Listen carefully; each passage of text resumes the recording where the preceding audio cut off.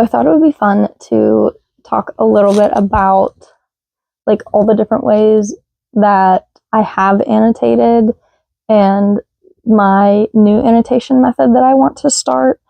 There are so many different ways to annotate, and everybody does it a little bit differently.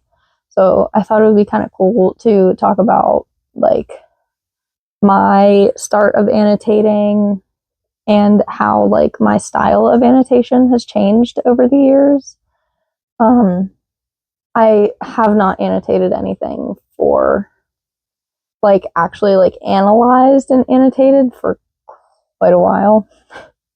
So I have some books picked out that I have done like little annotations in that I can show you, like annotations that I've done in the past, and then I can show you like my plan, like not really show you because I haven't started yet, but I will show you when I start doing my new annotations and get into the groove of that. But I can talk to you about my new annotation method that I want to try and talk a little bit about how I decided on that annotation method.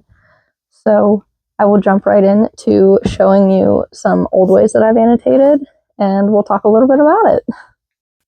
So the first one that I have here is from Positive Psychology. I got this book in high school, and this was when I was first kind of getting into psychology. I now have a bachelor's in psychology, and I am in school to get my master's in psychology. So I have kept that love of psychology and I have built on it, and I am now building a career in it. So that's really fun. But this was kind of my start of annotating on my own. The first book that I ever annotated in my life was, let me get it. Hold on, let me grab it. It's up here. The first book I ever annotated was actually 1984. This is not the copy. This is not the one I annotated. I annotated 1984 for school. I was in honors English, and we had to annotate for my honors English class. It was very analytical. It was more like scholarly based, and I really loved it. Everybody else hated it. I absolutely loved it. I'm a very analytical person. I love talking about like my feelings. I love analyzing things. That's just how I've always been.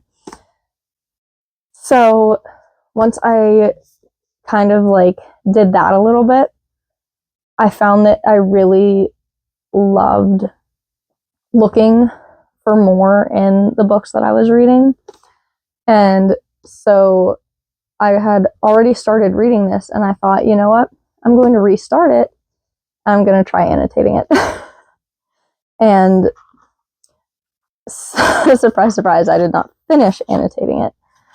But I did, like, I have like some little points circled that I probably thought were important.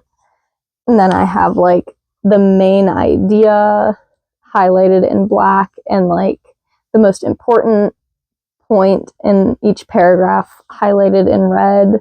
So this was more of like an academic kind of annotation, and it sends me back and it kind of makes me happy to look at. I did not write any notes or anything. It was really just kind of a study method for me.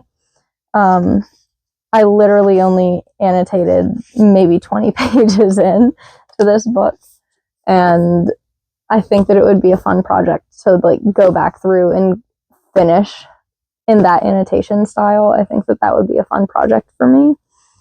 So this was kind of my start to annotating on my own, and that's very special to me.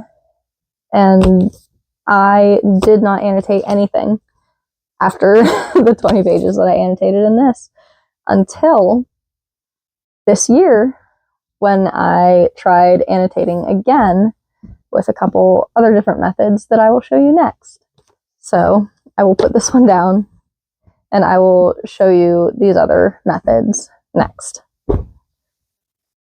Okay, so I actually annotated this one first, so I'll talk about this one first. So I have a bunch of books annotated in the way that I annotated this one, but I'm going to talk about this one specifically just for funsies.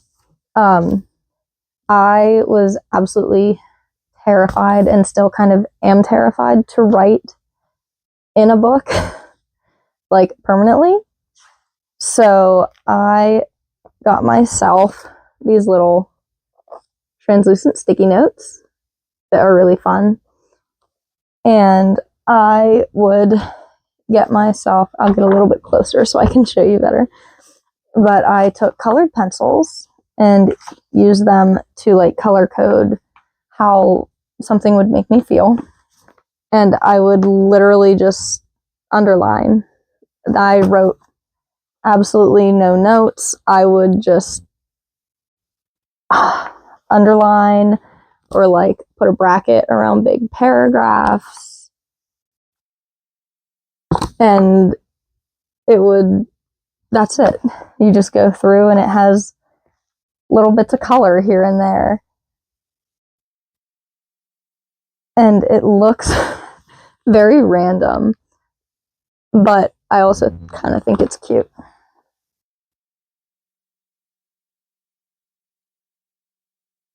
And it's kind of fun to look back at because I can look at it and see like what color I had there, and I know what I was feeling when I read that.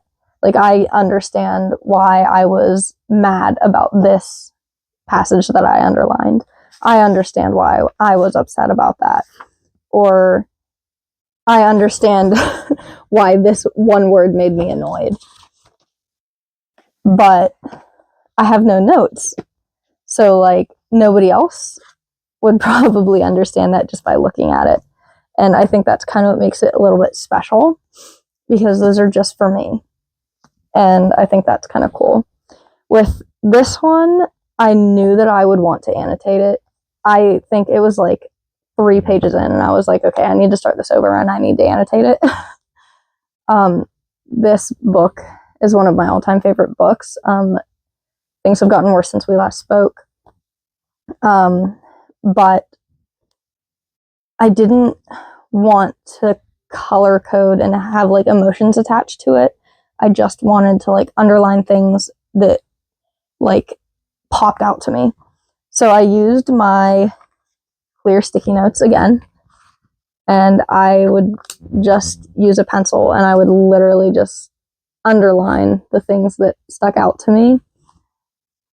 And again, it was just for me. It was something that I knew when I went back and read it again, I'd be able to look at it and be like, oh, I understand why that's important.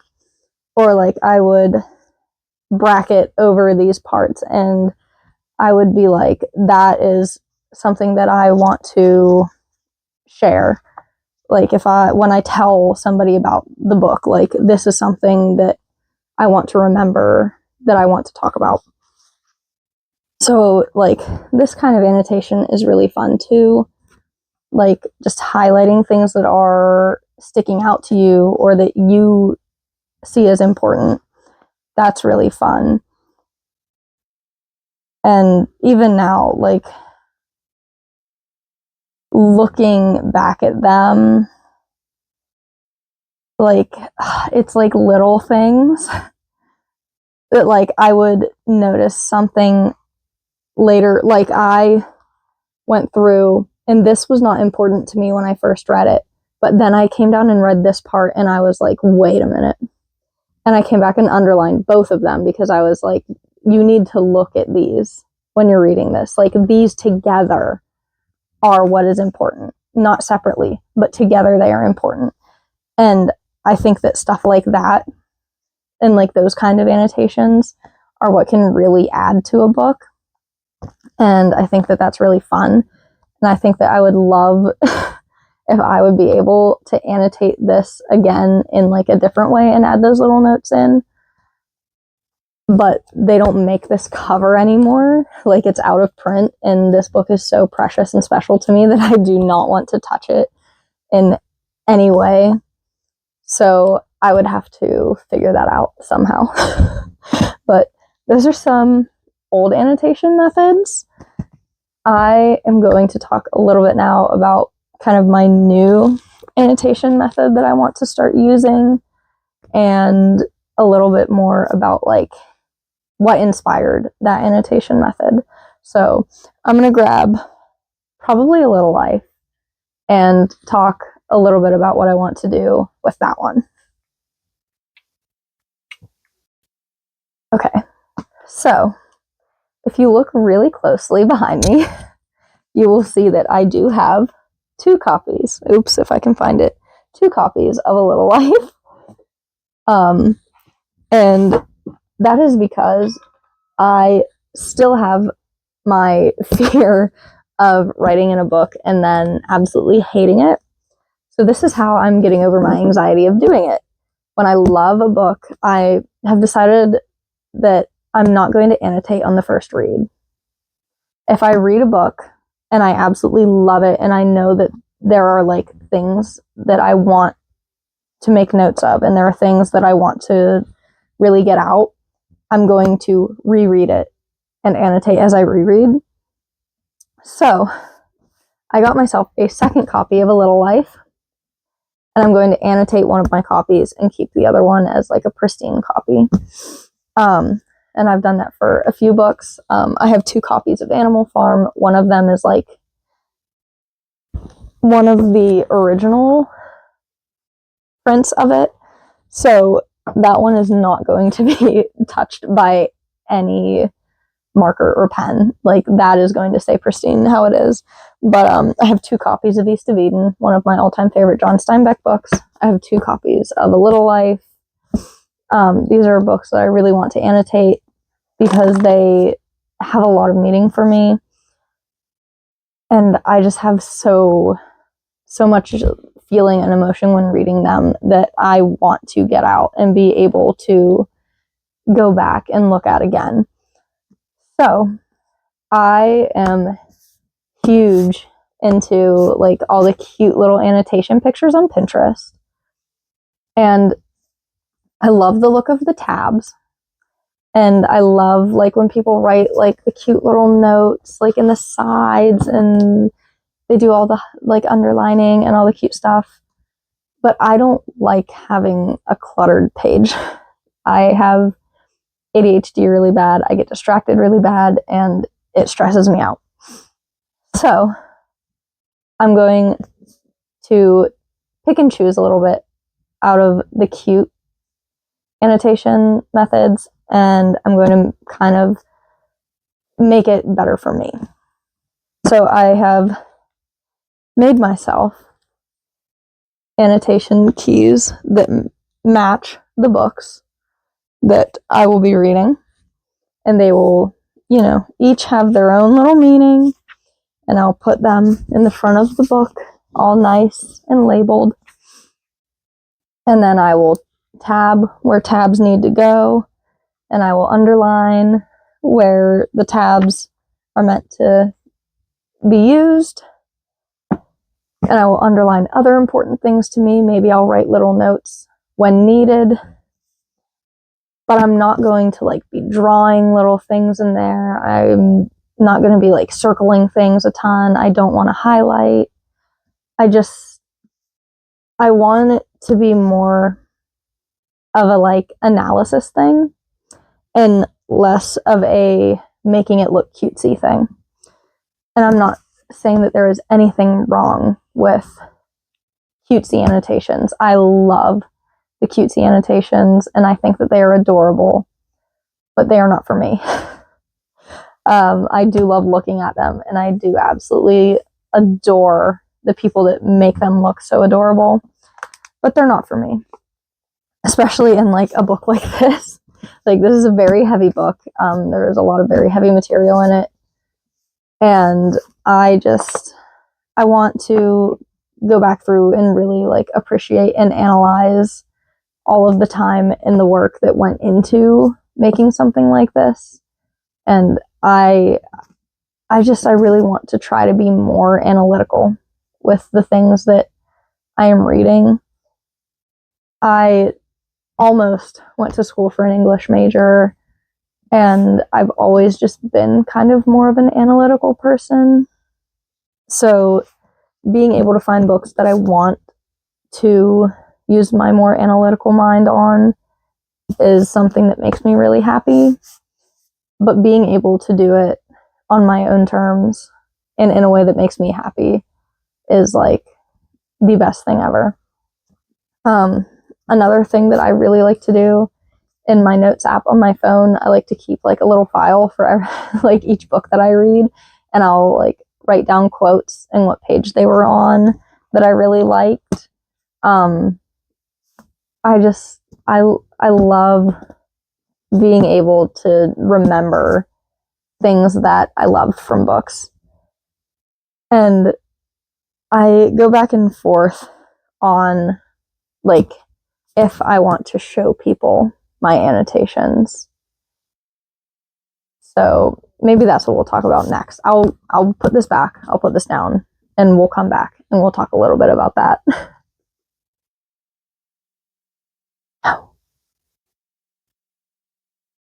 Okay, so next point. I want to annotate these books, and I want to be able to put my emotions down and my analyzing and what I'm feeling. But I also have a hard time thinking about sharing that with other people. For some reason, annotations just seem like such a like personal thing to me. So I kind of go back and forth a little bit on whether I would ever want to share those annotations with others. I know that like somebody like my boyfriend, I would not mind him seeing my annotations. I love him and I trust him. I'm not going to be upset about him seeing my emotions about things. I don't know about my family. I love my family and I trust my family, but like, I don't know. I want them to see the inner workings of my mind so much. But like, that's something that I am interested to hear from other people. Like, do you see annotations as like a private, personal thing, or do you see them as something that like you would love to share with others? I would find that very, very interesting, and I would love to know. Please tell me. I would love to know. But that's kind of where I think I'm going to end it. I would love to know how you annotate, how you started annotating. I'm so excited to kind of get back into it. So I guess this isn't really the end. I'm going to show you a little bit of me doing my new annotation method. I am starting with Animal Farm by George Orwell. It's a nice short little read, so it's going to be a good warm-up for me, I think. And it's a book that I've read probably like 10 times already. So I'm very familiar with it. It's a book that I already love, and I have been so excited to annotate it. I'm still kind of working out my annotation guide a little bit. I don't quite know what I want to look for yet. I feel like George Orwell does such a good job of having so much in his writing that like it's hard to pick only certain themes. So once I figure out that annotation guide, I will let you know, and I will film me doing a little bit about that, and you can see a little bit about that process, and it'll be fun, I think. So I will end it with me trying my new annotation method, and then I'll probably talk a little bit about how it went at the end. So I will see you after Animal Farm.